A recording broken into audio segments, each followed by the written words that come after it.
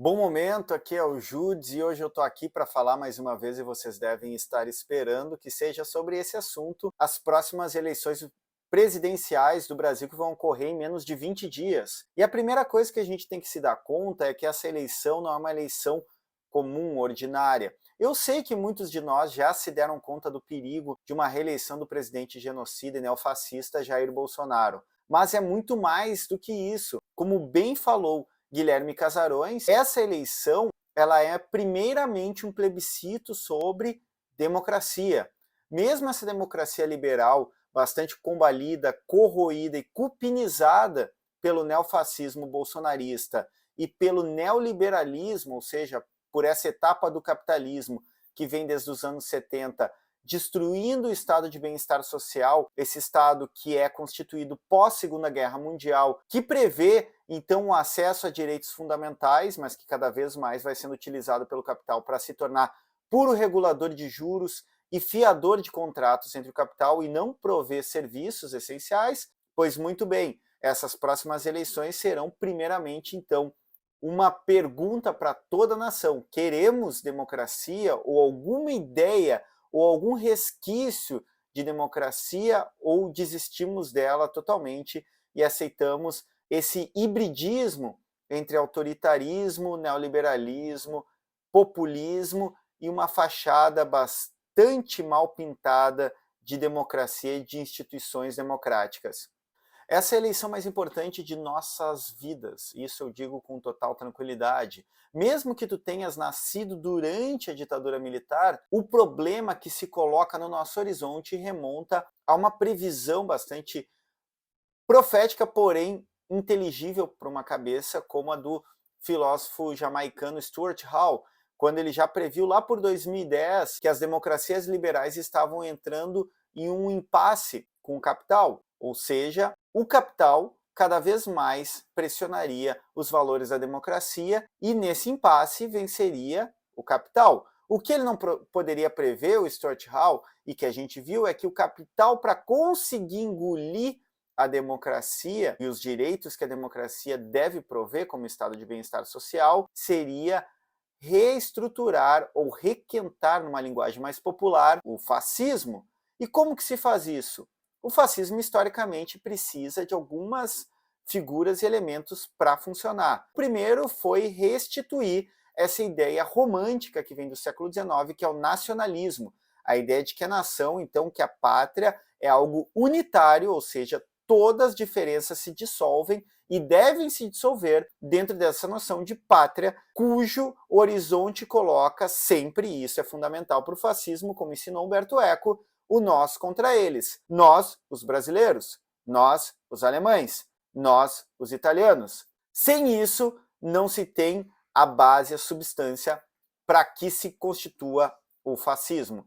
Segundo passo, masculinismo, a ideia de que o masculino ele é superior e o masculino é composto naturalmente, e eu ponho entre aspas esse naturalmente, porque toda ideia, todo conceito, a história do pensamento ocidental nos mostra, ele é construído em conexões sociais, econômicas, políticas e de outras ordens, então naturaliza que o masculino é violento, é da força, é da imposição, é da tomada e é da conquista. O fascismo precisa do masculinismo. O fascismo precisa, portanto, no seu horizonte, da subjugação das mulheres, da opressão e do menosprezo pelas mulheres, mesmo quando isso não é dito abertamente, o que não é o caso do Bolsonaro, que inúmeras vezes ele deixa isso muito evidente, o desprezo e o menosprezo pelas mulheres.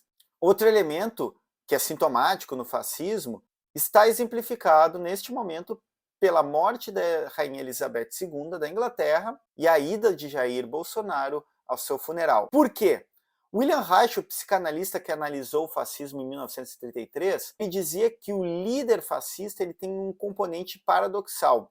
Ao mesmo tempo, ele captura os afetos da população porque se mostra como mais um do povo. Então lembrem todas as encenações do Bolsonaro em 2018, comendo um café da manhã numa mesa totalmente organizada por um marqueteiro, como se fosse do povo, nem prato tinha, era uma sujeirada, ele comendo com uma roupa de ficar em casa, assim, de chinelo, de calças confortáveis. Isso é um lado. Agora, qual que é o paradoxo? William Reich aponta que o líder fascista, ao mesmo tempo que ele se coloca como um igual, ele se coloca também como aquele que não se importa, como aquele que paira sobre os sofrimentos do povo, que é sempre muito pequeno perto da sua missão. Ele se coloca como alguém que tem uma missão que é muito maior do que o sofrimento de sua população. Isso aconteceu com Hitler e acontece com Bolsonaro. Bolsonaro simplesmente não se compadece com as vidas perdidas sob o Covid. São mais de 700 mil, isso considerando as notificações oficiais. As subnotificações, vocês sabem, elevaria esse número para mortos de mais 6 ou 7 vezes. Ele não se compadece com as mortes da população de seu próprio país, que ele diz amar tanto, porque são pequenos perto de seu grande projeto, entre aspas, de nacionalismo, de pátria. Mas se compadece com a morte da Elizabeth II, porque ela seria de uma outra categoria que não a do povo, a do pobre, do miserável, aquele que foi condenado, e foi condenado porque a negligência é sempre um ato ativo de governo, e a negligência, sem contar o negacionismo do governo Bolsonaro, e chamar de governo também é elevar o bolsonarismo a um outro patamar que ele não tem. O Bolsonaro, ele não tem um governo, ele tem uma campanha infinita e permanente, uma campanha midiática para sua reeleição, porque é um projeto personalista de poder, não é um projeto de governo. Quando perguntado sobre o maior feito do seu governo, Bolsonaro falou que se orgulhava de ver verde e amarelo nas ruas. Isso não é um projeto social, isso não é um plano de governo, isso é simplesmente semiótica, simbologia.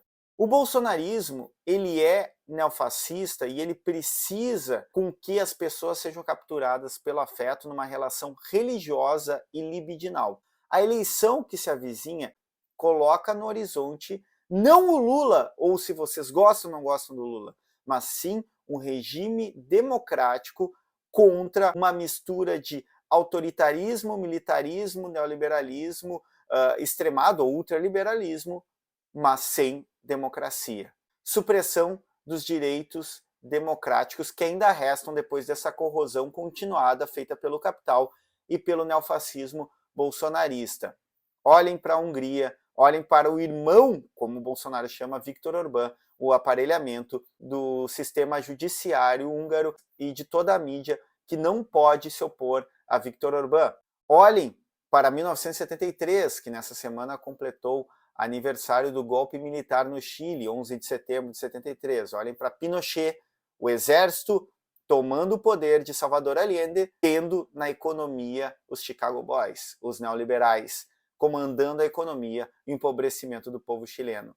Olhem para a nossa história, olhem para a história dos povos que foram subjugados por golpes militares e lembrem na hora de votar. Gostem ou não gostem, Luiz Inácio Lula da Silva é nossa única opção de restaurar e manter a democracia neste país. Era isso, vamos arriba!